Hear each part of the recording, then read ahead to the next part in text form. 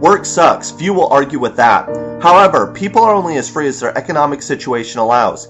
Each day we sell ourselves in the market in exchange for basic survival. For this work, this rat cage, we spend about a third of our lives enriching others, stifling our own human growth and creativity, dumbing ourselves down by microtasks, and relinquishing our personal freedom.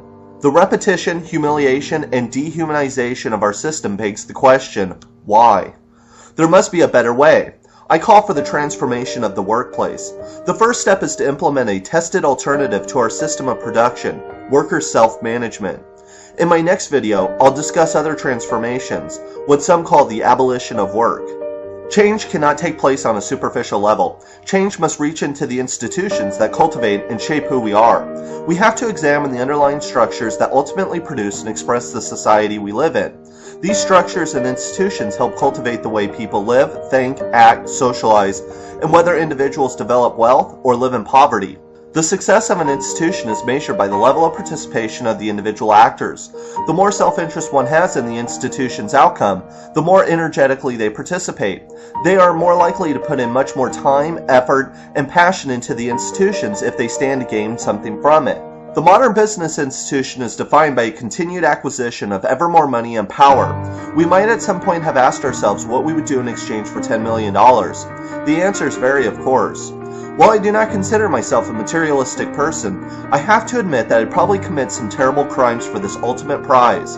The good thing is, I never asked this question. However, this is exactly what they are talking about when the leaders of business face tough decisions. They answer this question daily. They answer it with working conditions, by exploiting environmental disasters, by the influence of government and media, outsourcing, and sometimes even promoting war and death. Our largest institution actually increases criminal pursuits and maximizes immoral behavior. Not only does centralizing power foster immoral behavior, but it also creates inefficiencies and has been shown to be highly unproductive and bureaucratic. The use of central planning by the Soviets demonstrates what happens when power is concentrated into the hands of an elite. The corporation and modern-day business have a lot in common with Stalinism. Corporations use a centralized form of planning, even calling the upper tier a government. The top management takes decisions based on highly aggregated data, the quality of which is hard to know. The management then suffers from an information and knowledge deficiencies, while the workers below lack the sufficient autonomy to act to correct the inefficiencies, as well as the incentive to communicate accurate information and act to improve the production process. Therefore, inefficiencies become magnified because the few cannot know the needs and wants of an entire population. One way to resolve these deficiencies is by rearranging our institutions to allow for worker self-management. Under this system, all the workers are the owners and the operators of the workplace. Every employee has equity in the workplace and an incentive to see their own enterprise do well. Under workers' control, employees have a say over their own environment and hence their own lives. Because every worker is an owner, major decisions are made by democratic action. One worker, one vote. Power does not flow from the top down. Instead, power is equally shared among all the employees. To have a democratic workplace is not to say that every minor decision is made by the group. Most workers would carry out their regular jobs, but when everyone is affected by a problem, they all work together to negotiate a solution amongst themselves. Because every employee is a manager and an owner, they need to use their own ingenuity, intelligence, and creativity to run their own enterprise. The mechanisms of self-management facilitates the natural unfolding of these positive human attributes. At the same time, a feedback loop is created that maximizes these results. Over time, workers predictably become more intelligent and become more willing to use all of their human faculties in the process of self-management and production. People who are invested in the success of the enterprise will balance their need to have a decent work atmosphere with the effect on overall production. Obviously, nobody wants to carry out the same monotonous task, so jobs like these would be distributed or automated. The workers would share a variety of jobs from manual to more intelligent labor. This doesn't mean that specialization would be eliminated. Specialists would coexist and make decisions affecting their areas of expertise amongst themselves, unless the decision affects the rest of the group. The supervisors of today would be eliminated. If a group of workers feel they need somebody to administer their jobs, they would choose amongst themselves. Moreover, if a manager is not performing his or her duties or treating the employees harshly, that person can be pulled by democratic action. Another side effect of self-management is that competition between employees is replaced by cooperation and solidarity.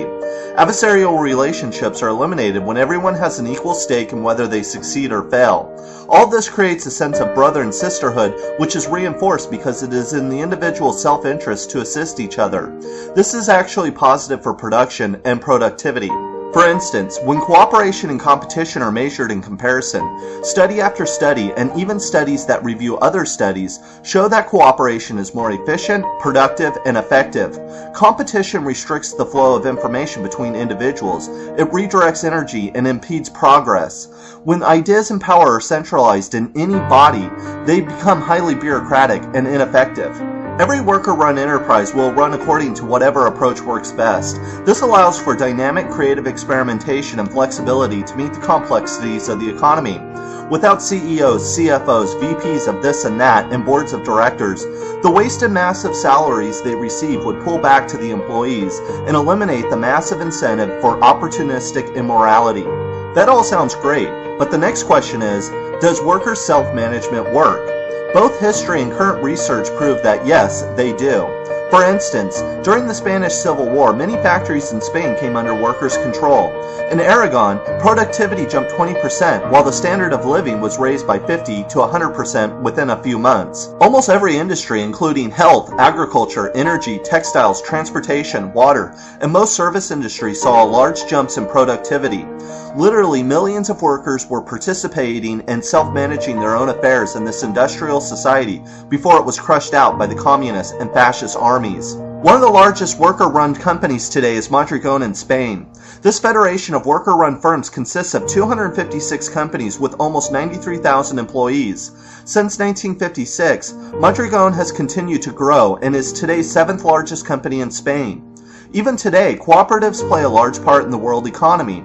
They provide over 100 million jobs around the globe. In some countries such as Finland, cooperatives contribute to over 16% of the GDP. This model is more productive and efficient because it demands that every person work in their own self-interest instead of benefiting the few. Employees today do as little work as possible while creating the illusion that they are working hard. This is natural because there is little incentive for most employees to realize their full potential. The institutionalization of business corrupts and mangles everything it touches, including ourselves. Power and self-interest cannot and should not be centralized.